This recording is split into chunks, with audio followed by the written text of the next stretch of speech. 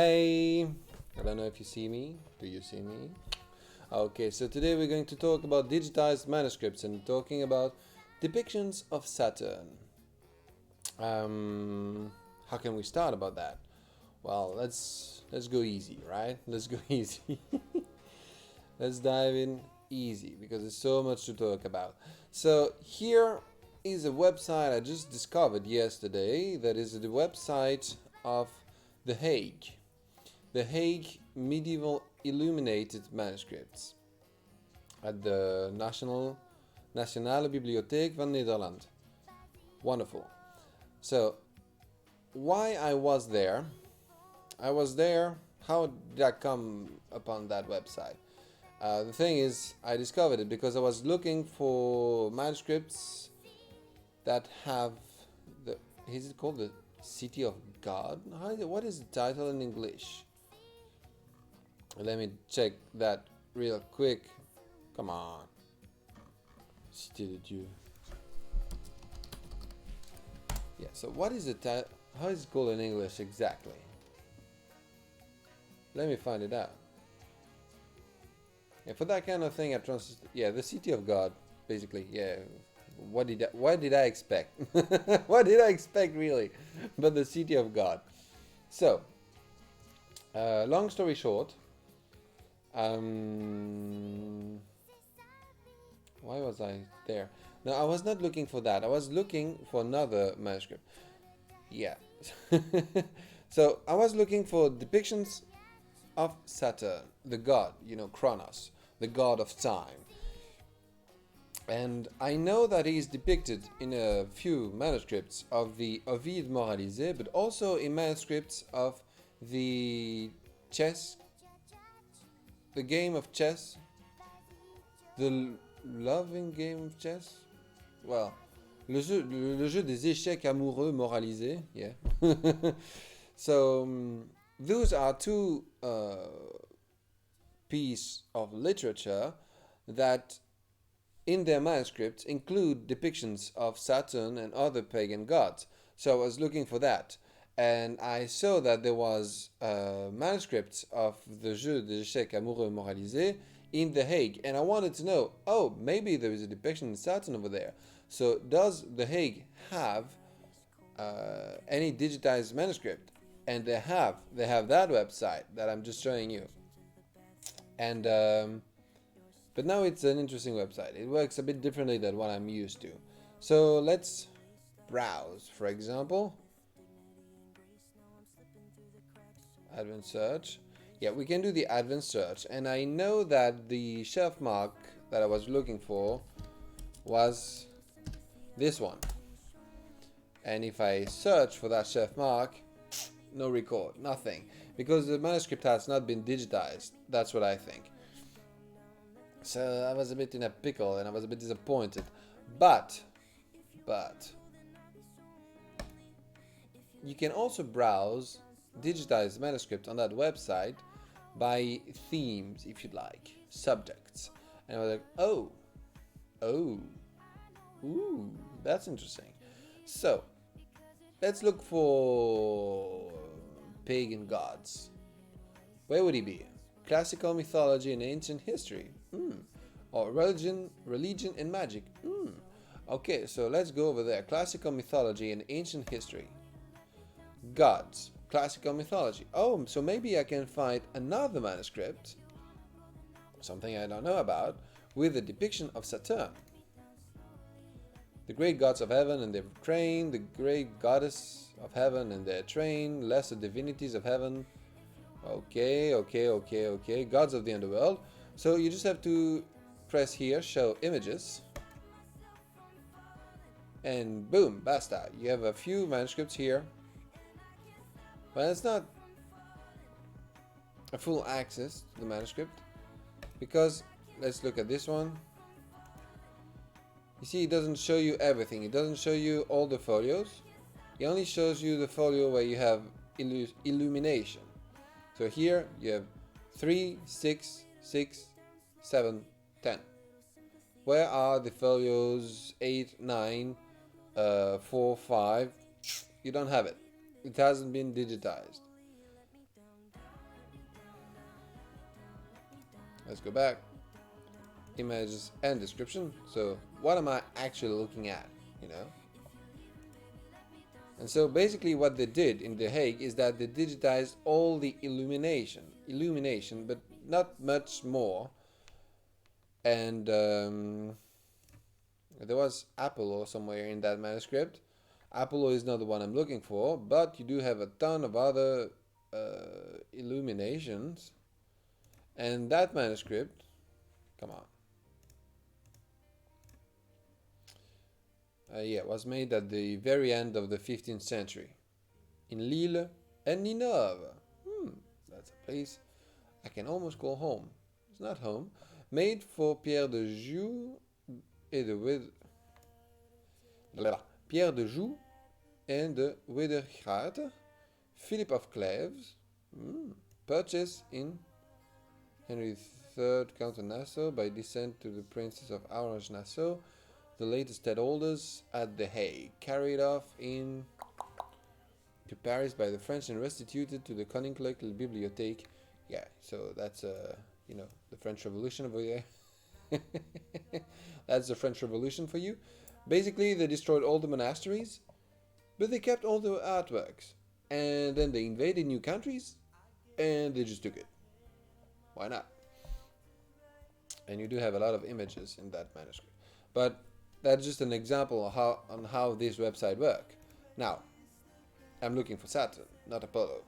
So I have to go like this, and I have to read one by one. That's an option. There is another option I'll show you. But as I'm going, where are you again? Yep, here I have. Is it not there yet? Yeah, here. Saturn, Jupiter, and Juno make the Earth fertile. In The Hague, MMW 10A11. Okay, let's look at that. So here the picture is a bit. The way that they display the picture is not really pretty, so to speak, because you're stuck there. I don't know why it's stuck on the side. You can't move around. You can't move the picture. So it's a bit weird. It's a bit weird. The way it works is a bit weird. And the quality of the scan is not the greatest. Let's just be honest and say that in Gallica we have much better resolutions. But it's really decent.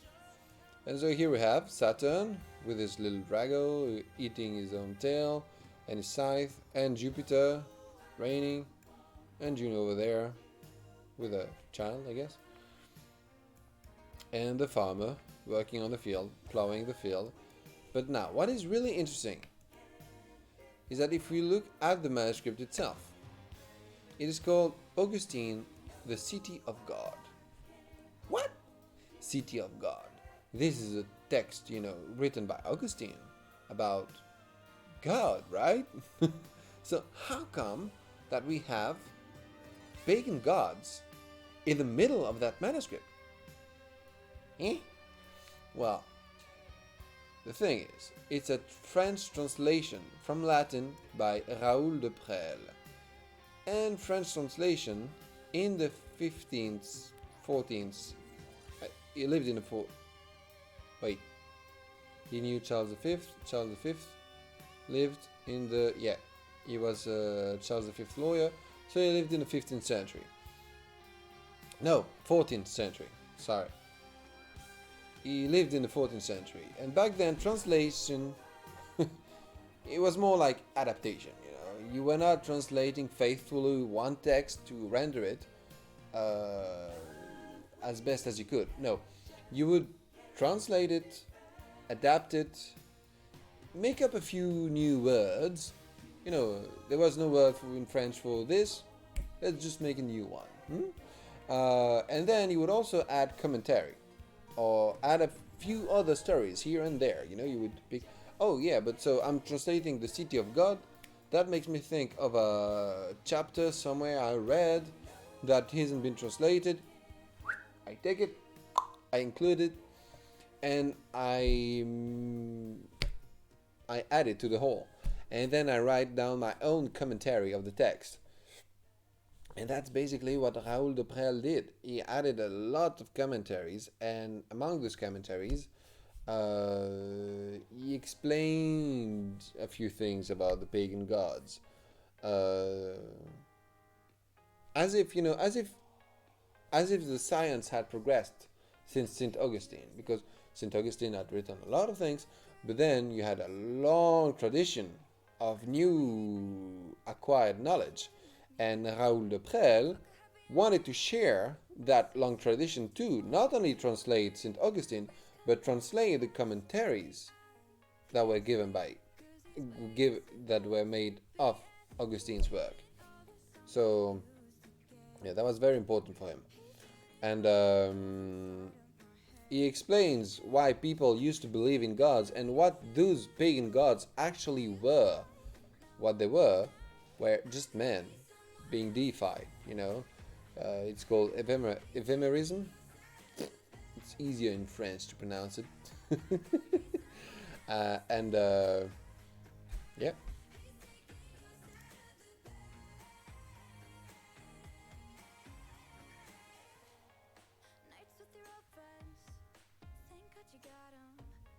I hope that the audio is good. I really hope. I really hope. I really hope that the audio is good. Let's sit straight.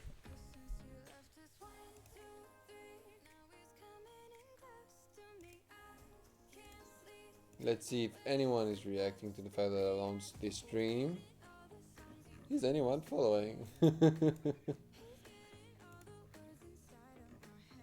Not really. Not really. Well, if you're there watching, don't hesitate to manifest yourself. Otherwise, well, I will just continue, I think. So where was I? Yes, I'm looking for Saturn, and I found a depiction of Saturn in Raoul de Prel, City of God translation, and I'm like, oh, that is interesting. Is there any other? And yes, there is. Look at that. Right there, you do have. Right. Well, where are you? Yep, you have him. Here you have another depiction of Saturn chased away by Jupiter from Crete, because the logical explanation of those pagan gods was they were basically just kings, right? They were famous people that were being deified after their passing, and Saturn was the first king of Crete, and he was chased away, overthrown by his son.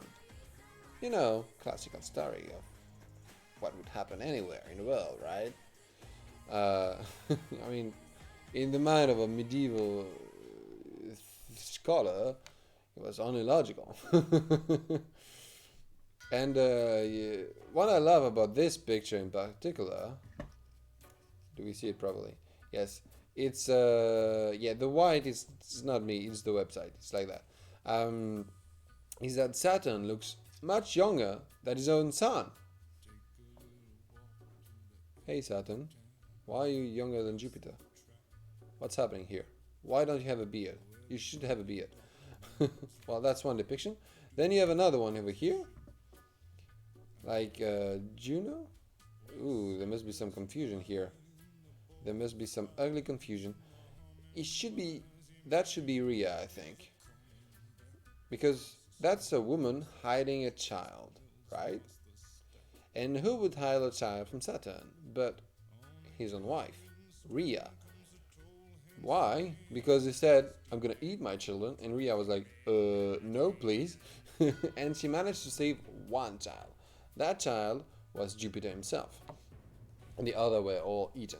And so I think something went wrong in that picture, and that here Saturn is supposed to chase on Rhea to try to find Jupiter to eat him alive. And we have a last depiction. I think that's this one. Yeah, here you can see actually Saturn devouring its children, and then being chased away by Jupiter. What I love with that depiction is that it is really softcore. Really softcore. We just see Saturn being chased away and then crying in the forest like, I lost my kingdom. Yeah, dude, you eat your children. That's not something you do. You don't do that. it's considered to be it's considered to be cruel, eating your own child. So, that's a very softcore version. Now I'm gonna show you another version. Let's close that tab in favor of another one. I just need to find it. That's much more graphic. Where is it again? Are you ready? Are you ready for this? I don't think you are. I'm sorry, I don't think you are. Okay, so this is not Saturn. Here we have Cadmus fighting the dragon. It's supposed to be only one, but he has two, why not? So he's fighting a dragon in order to found the city of Thebes. Well, here he comes from... Well, I'm not going to that story, it's a totally other story.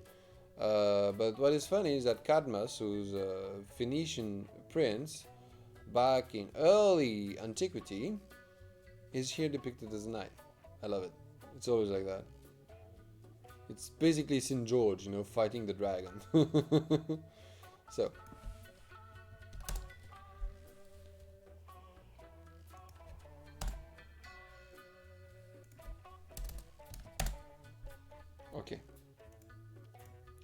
Okay, there we have it. So, here that is not a manuscript, that is an incunibula. So, it's a very early printed book. And what we love with those printed books is that they really look like manuscript. I mean, look at this. The way it's been built, the way it's been redacted, the font, the ornaments, the margins and everything, it really looks like a manuscript. That's because early printed books looked like manuscript. They had to look like manuscripts. They were not their own thing yet, And about that graphic picture, there you have it. Jupiter cutting his father's cock and throwing it away into the sea so that Venus is born. In that picture, you do have Saturn in the center, his penis being cut by his own son Jupiter. On the side here, I think this is Neptune, Rhea, and there Pluto. So his three main sons. That could be also Juno, maybe. It could also be Juno. Oh, I'm sorry. I'm sorry. It's late for me. It's early for you, but it's late for me. So, yeah, it's really graphic, right? The thing is that the text is really different too. We're not in the City of God written by Saint Augustine. We are dealing with Ovid's Metamorphosis. It's not the same registry. It's not the same genre. It doesn't have the same dignity as a text as far as the Middle Ages go. Because St. Augustine, come on, that's the absolute authority on everything. St. Augustine. Ovid was, he fell out of fashion, and then he came back into fashion. He came back with a revenge around the 12th century. First in Orléans, because his writings, his texts were considered as classical grammar textbooks. So reading Ovid was actually a way to learn Latin, to learn classical Latin at first in the 12th century. And then people start to write, little things on the margins to explain some words that were a bit difficult. What does that word mean? Oh, that means that. Because words in Latin had evolved over time, and some words had a total different meaning in the 12th century than they had in the first century, you know? So you had to explain that. And so first you had little notes, grammar notes, also grammar notes like, oh, this sentence should be read like this because you know it's that kind of construction, and you need to be careful. So vocabulary and grammar, and then there was also kind of a, you know, going beyond that, um, thinking of it in a philosophical way, because like, can we read that text? Isn't it a bit, you know, condemned by the church? I don't know. So, uh, yeah, it had to be. Scholars came out with a very original way to solve that problem. Basically, the way we cannot throw it away. It's a classical text. We need it. But what what we will do is that, well, we'll find God right under it. What? So, God's truth is everywhere, right? Because everything has been created by God. Meaning, if you think of the world as a projection of a divine reality that is the real world, if our world is only the shadow, the projection on a mirror of the divine world, then if you can read all the symbols behind the things that you see and encounter in your life, then you can find God again. God is everywhere. So even in the stories about dicks being cut and gods being unfaithful, cheating, raping, thieving, behaving like the worst human beings ever. So they became to come up with explanations to explain all the fables of old. And before you knew it, Jupiter was just a representation with a hidden meaning of Jesus himself in many stories. So yeah. Now,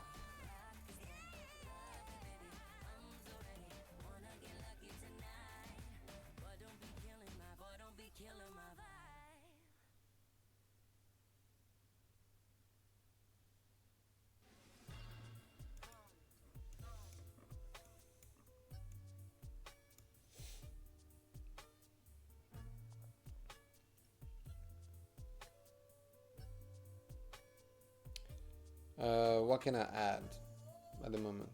Yeah.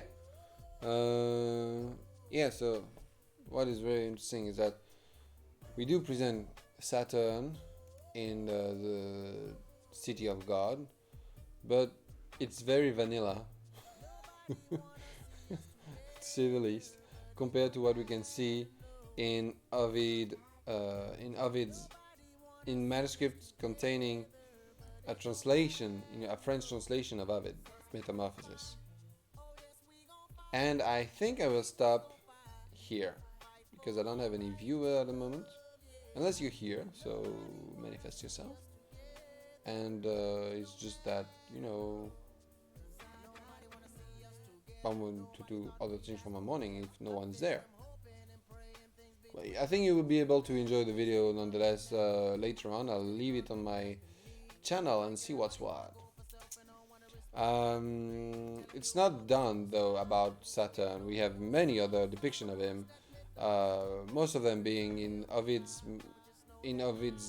translations, Ovid Moralisé, and the Ovid Moralisé has a very long and very difficult history, and I don't want to dive into that because I think it would be a bit too much. So let me see if I can just show you briefly another manuscript before I go. Yep.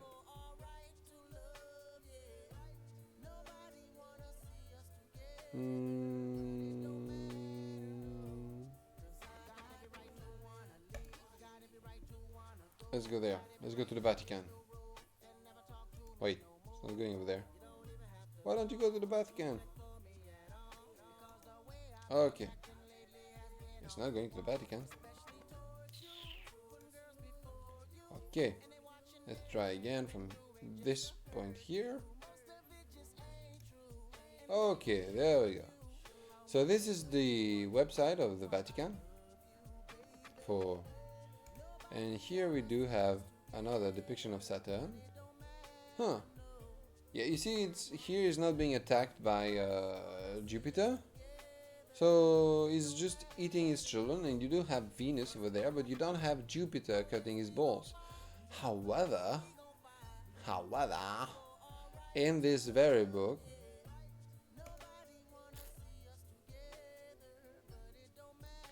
you do have.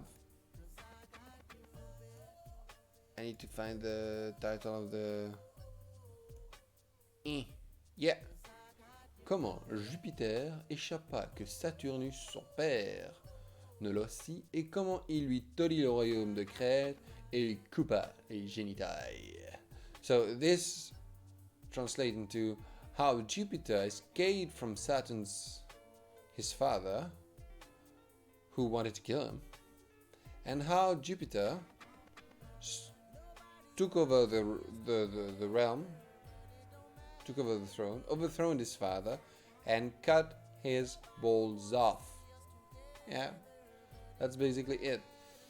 And you have a chapter with a very neat title. It's straight to the point.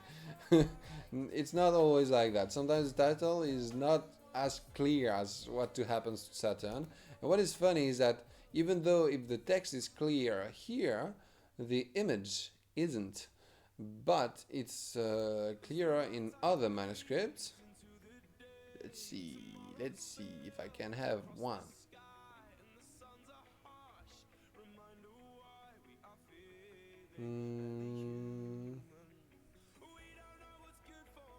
I think maybe in this one. Yeah, no, here is not being cut. His balls are left alone. No problem. So it's not very graphic yet. It's still Ovid's Metamorphosis, but here it's not as graphic as we've seen in other manuscripts. Well, in the Inca Nebula. Let's see.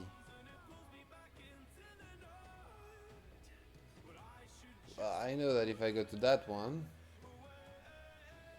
it's going to be very tiny though. Okay. Ah, come on. Yeah, let's skip that.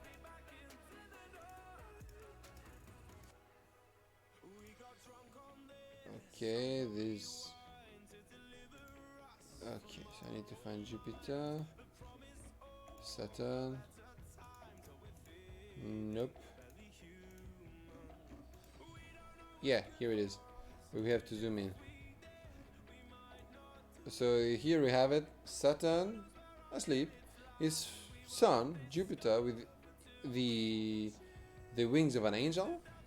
A knife is in his hand, and these are not cherries. Let's just say it's not cherries, because he throws them in the water, and what springs out of the water? Venus.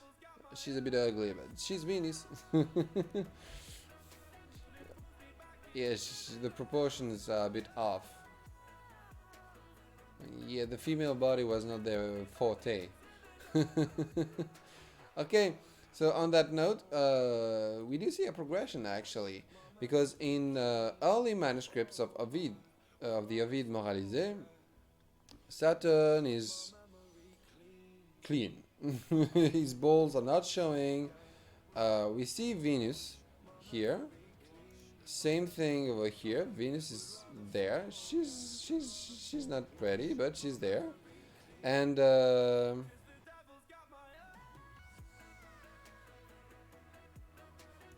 wait.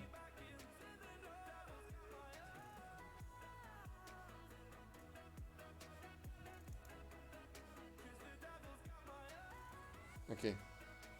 Yeah, apparently I'm using music that is protected, so maybe the audio will be cut. Cut. Okay.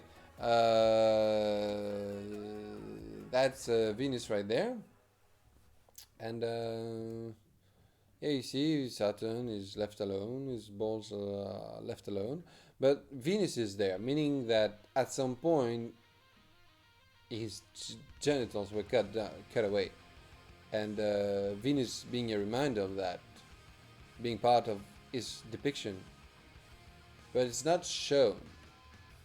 Then it's shown in prose rendition that were made later on. It's more graphic. It's more shocking. Like for this one, for example, you can't be clearer. It's not something that we see in early manuscripts in the 14th century, but something we have in the late 15th century. Okay.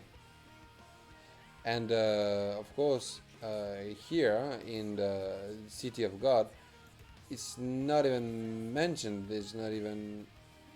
You don't even have Venus to remind you that at some point Saturn lost it, that he was castrated by his own son. You don't even have that. He's just crying in the woods. That's all you have. So, yeah, that's quite interesting to look at it that way. Well, I think I'll finish my show here. Maybe I will stream a few minutes of Age of Empires 2. I don't know. Let's see what we're doing this morning. I need to walk my dog too. I wish you a very wonderful morning, beautiful people that you are, if you are looking. If you're watching this video, if the audio is not shut down, well, have a good day. And peace.